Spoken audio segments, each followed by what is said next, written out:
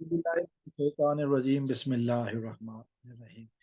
दोस्तों, इस वीडियो में मैं बात करूंगा रियासत पाकिस्तान वर्सेस जहीर अहमद केस की।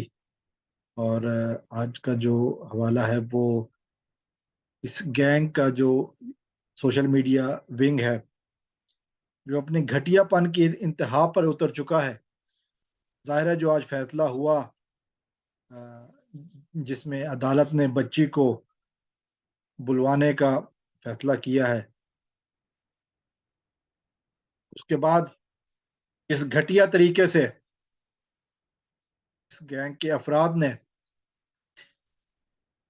बातें की हैं, यकीनन काबिल शर्म और काबिल मजम्मत बात है। लेकिन इन लोगों से अनएक्सपेक्टेड नहीं थी। चूंकि एक जानवर होता है, जब उसकी दुम पर पैर आ जाए ना, तो वो चीखता चिल्लाता जरूर है। और उसी जानवर के बारे में कहा जाता है कि अगर वो कहीं बंधा हुआ हो और कोई उसके पास से गुजर जाए, वो काट नहीं सकता, वो भौंकता है सिर्फ।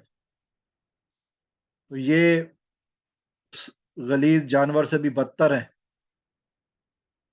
तो कम से कम अपने मालिक का वफादार होता है।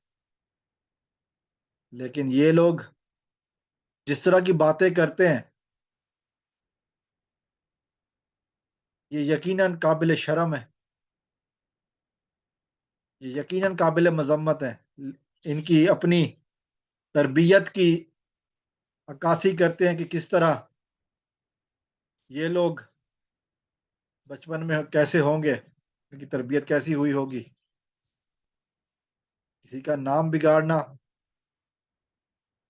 और उसके बाद तज़हीक करना, मजाक उड़ाना, और फिर इनके कारिंदे धमकियां देना। ये वो बातें हैं कि जो किसी भी मुहज़्ज़ब माशरे में नहीं की होती। लेकिन इन इन लोगों का तहजीब से ताल्लुक नहीं। इन लोगों ने ठानी हुई है कि इन्होंने बेगैरती की इंतहा करनी है। अली जाफरी हो, अल्लाह दिता मलिक हो, एडी मलिक, बेगैरत तरीन इंसान, घटिया, या जुनैरा माहम।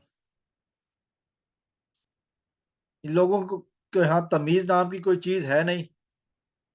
इन लोगों के यहाँ इखलाकियात नाम की कोई चीज़ है नहीं।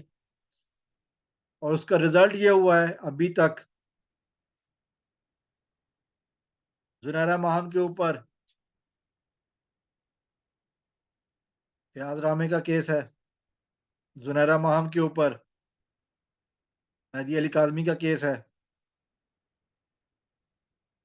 एडी मलिक के ऊपर बुशरा शकील का केस है, जुनैरा माहम की तरफ GM कुरैशी का केस आने वाला है, जुनैरा माहम की तरफ सैयदा नजम ज़हरा और इसी तरह एडी मलिक की तरफ भी सैयदा नजम ज़हरा का केस आने वाले हैं। जिस तरह ये लोग झूठ बोलते हैं, जिस तरह ये लोग अपनी लाइफ पर बैठकर इखलाकियात की कदरें पामाल करते हैं, फौश गुफ्तगू करते हैं, नाजेबा अल्फाज इस्तेमाल करते हैं, लोगों के बारे में तरह तरह की बातें करते हैं, इनसे यही साबित होता है कि इनकी मक्कारी, इनकी अय्यारी, इनकी धोखाबाजी, और ये लोग कितने नीच और घटिया हैं। और इससे एक और चीज़ भी साबित होती है कि इन लोगों की शायद तरबियत ही ऐसी हुई होगी। इनके माँ बाप भी शायद ऐसे होते होंगे, और उन्हें भी फिर ऐसी तरबियत मिली होगी। या हो सकता है कि माँ कहीं और मसरूफ़ हों, बाप कहीं और मसरूफ़ हों, और इनकी तरबियत पूरे मोहल्ले ने की हो। मोहल्ले में फिर तरह तरह के लोग होते हैं, माँ और बाप कहाँ मसरूफ़ थे, ये अंदाज़ा लगाने में कोई हर्ज नहीं है। ऐसे ऐसे घटिया और बेहुदा अल्फाज इस्तेमाल किए जाते हैं और फिर थ्रेट्स किया जाता है उन अफराद को जो मेहदी काज़मी साहब के हक में वीडियोस बना रहे हैं। ये पस्त ज़हन होने की बड़ी निशानी, और ये शायद इस बात की भी निशानी है कि इन्हें यकीन हो चुका है कि ये अदालत में हार चुके हैं, कानूनी जंग हार चुके हैं। तो इस तरह की हरकतें करना ये बहुत आसान है इनके लिए।